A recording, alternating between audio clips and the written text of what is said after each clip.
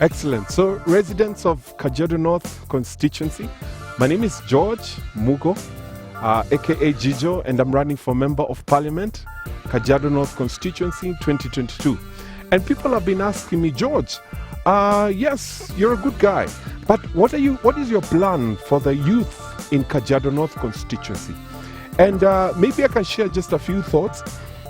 This is actually my first policy, right? The first policy in my manifesto actually talks about the youth, and it's a key mover in my manifesto. First, we need to regret that the girl child has been given so much attention, and not in a bad way, and the boy child has been neglected, all right? The girl child has been empowered, and the girl child has been neglected. And it is a fact that if you empower a girl and you leave out the boy, then the boy will not have confidence to basically reach out to the girl or approach the girl to build a family. You get? So this is why you find so much single mothers. You find so many single mothers around, and not just in Kajiado North constituency, but all around. All right, they have sharply increased. And one asks the questions: where are the fathers of these children? Right? Where are the fathers of these children? They are the ones who have used sweet language to get the girl into the box, and then when reality hits home that there is a baby, the guy takes off and is nowhere to be seen. You get? He cannot buy a pamper, he cannot buy milk, he cannot buy a boshori, you know, the ones that kids put on. He cannot buy clothes for the baby, he cannot pay for the delivery. All right? So the girl goes back to his parents, to her parents, to foot the bill. All right? But if the boy child was empowered, then this will be a different story, and it will actually be there when the baby is being born. Okay, so we see four things that need to be discussed on the boy child and his girl child, so that and the girl child, so that he is empowered for her. All right, so that the boy child is empowered for the girl child. That's what I mean. Number one, the boy child and his girl should have access to decent and organized jobs, employment, or business with a decent income. Take, for example, the Kazi kwa Vijana initiative. The government has done a good job. Yes, it has gotten people outside and given them work. But then ask yourself a question: that guy who is doing that Kazi, who is just fiekering here and there, that guy who is cleaning that trench, he has a diploma, he has a degree, but he doesn't have, and he's being paid probably 400 shillings per day. All right, and of course he goes home with something. But then tell me, will that guy have confidence to be able to take this girl somewhere out, all right, and explain, oh, my name is so and so, and I work in Kazi kwa Vijana, and I sweep, I flush, I slash the trench or something like that. No, you won't have that confidence. And this is not undermining what the government initiative has done. It's just saying that there has to be a decent, sustainable income for this young man. All right. Number two, the boy child and his girl should have access to systems that support natural skills, talent, gifts, and special abilities that will otherwise generate a decent income to sustain the boy child and his girl. Notice what I'm saying: the boy child and his girl. All right. For example, a friend of mine came. He's called Martin. He came one day to visit me from Nairobi, and the guy came riding a bicycle. He came riding a bicycle all the way. I stay in Kiserian, he stays in Nairobi, and he cycled all the way to Kiserian. And I gave him a lot of kudos and respect on that. Then after about 2 weeks, he told me he's riding to Kisumu with his friends. So we planned very well, we planned very well. We woke up one morning at 4 a.m. to escort him all the way we escorted him, or rather I used my car as a support car, and we escorted him all the way, and then after we reached Limuru, we gave him some breakfast and his team, and then we flagged them off to Kisumu. They rode all the way, can you imagine, all the way to Kisumu, yeah, on a bicycle. Then interestingly, it did not catch any media attention, nothing. Yeah, it's like it was all for nothing. All right, and that's a natural skill, that's a natural gift and talent that this guy has. Right, he has masgwembe, that's what they call them. You see, so if this guy was given an opportunity, or rather if this guy was recognized, and probably when he reaches Kisumu with his team, they are celebrated and given like 100,000 in the team, that will go a long way. You get? So they reach Kisumu and it is raining. There is nobody to receive them. They don't know where they'll sleep. They don't know what they'll eat. surely. All right. Number 3, the boy child and his girl should have access to systems that put high value on developed skills, focusing on sports of all kinds and culture that would otherwise generate a decent income to sustain the boy child and his girl child and his girl. So forgive me for saying girl child all the time. But then, for example, if we start community football systems, or community football tournaments, all right, that will go a long way. Yeah, you find, for example, now that we are in Kajiado North, there are five counties, five wards. There is Olkeri, there is Ololua, there is Ngong, there is Ngatongai, there is Ngai Murunya. Then we have the youth or the footballers in Ngong practicing, having a tournament. Yeah, they practice among themselves, and then the winner of that team, the winner of that ward comes and plays with the winners of Ololua or the winners of Orongai or the winners of Olkeri. All right. Then after the win, for example, you do that in a span of 1 month or 2. All right. Then the winner comes out as Kajiado North. That the team of Kajiado North, they go and play with Kajiado West or something like that. And slowly, the county now emerges with a team that goes to play with another county, maybe Makueni or something like that. You see, and that way you'll find it is occupying the youth. Of course, when they're doing that, there are people who are cheering them. There are people who are supporting them. There are people who are sponsoring them. You see, so they're not doing that for free. All right. So such kind of things, they are called developed skills and they develop skills, but focusing mostly on sports and different kinds of culture, for example, even dance. All right. So the boy child, number 4, the boy child and his girl child should be subjected to a role model as they are still young, that is in high school and college, and they should have accountability partners, and this should be all in high school and campus programs. This comes to the way I'm thinking about it is, for example, you go to high school, all right?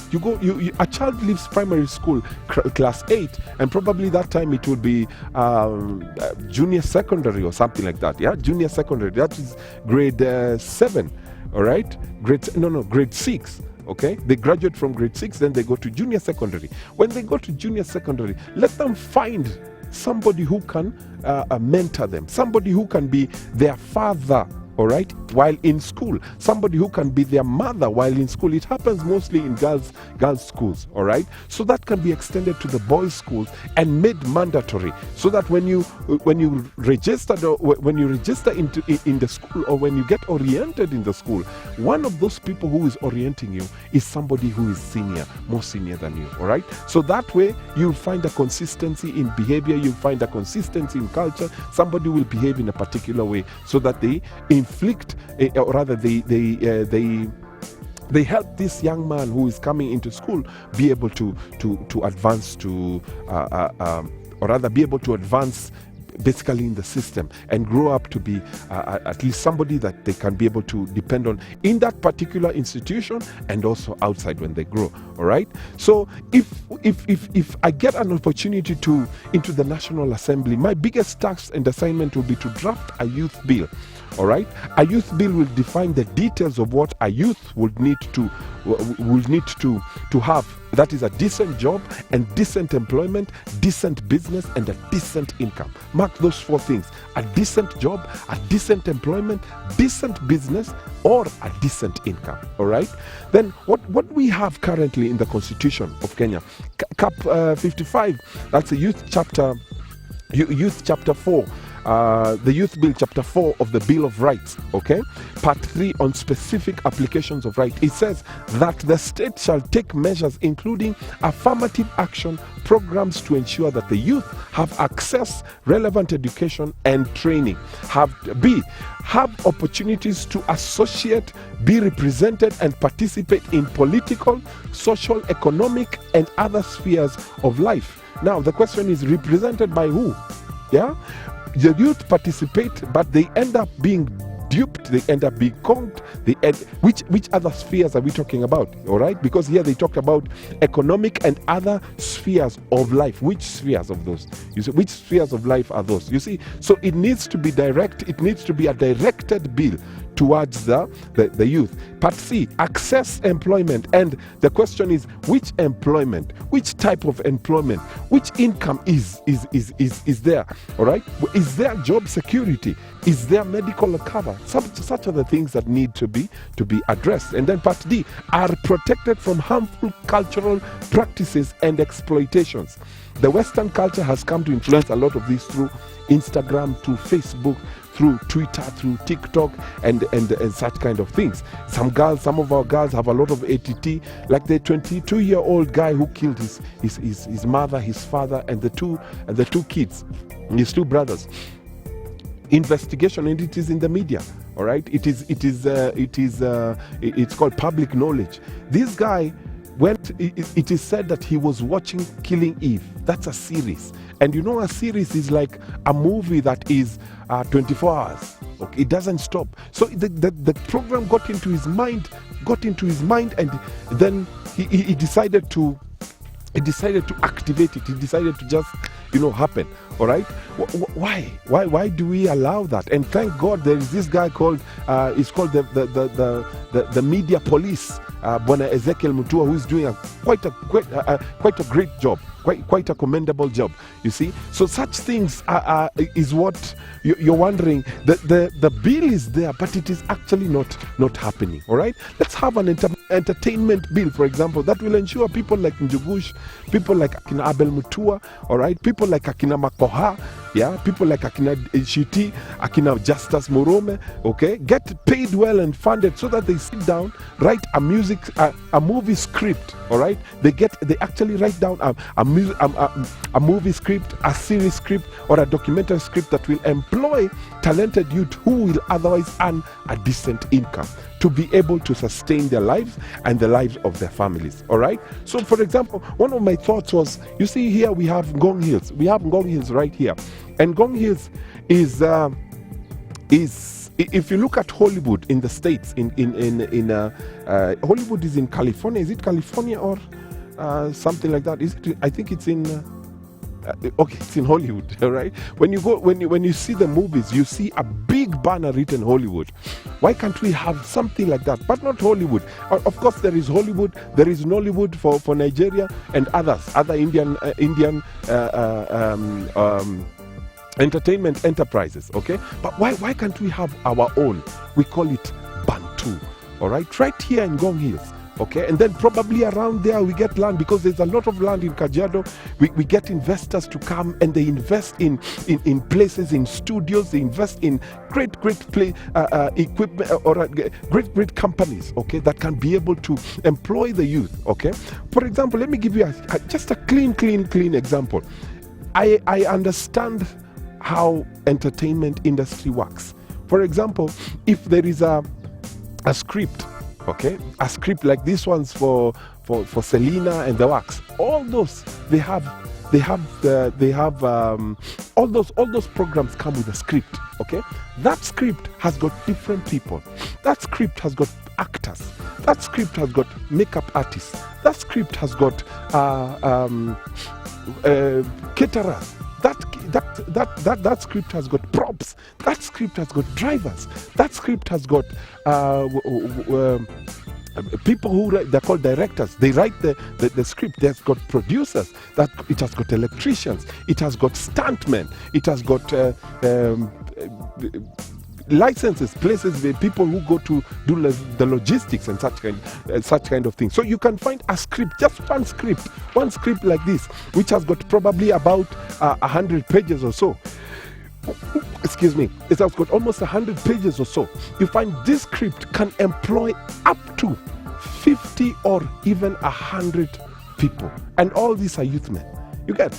Yeah. So if, for example, the government will come up with that kind of program, and this and the entertainment industry is probably given an opportunity or funded, for example, a script that is good and it passes, it gets almost 5 to 10 million or 10 to 20 million, just one script to produce a movie or a series, that will go a long way.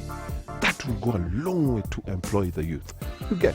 Yeah. And these things, yes, the beauty of it is, for example, if it is in the entertainment industry, whatever is produced is sold. You get? It is sold. and the royalties start basically coming in. So it is a cyclic, sustainable enterprise that works, that actually sustains itself. It just needs to be given that capital to start. It needs to be given that motivation to start. It needs to be given that it's called what? That it needs to be given a strength of law, all right, or backup of the law to be able to move on. Okay, so that's what basically I have in mind for the youth of Kajiado North constituency. Thank you very much.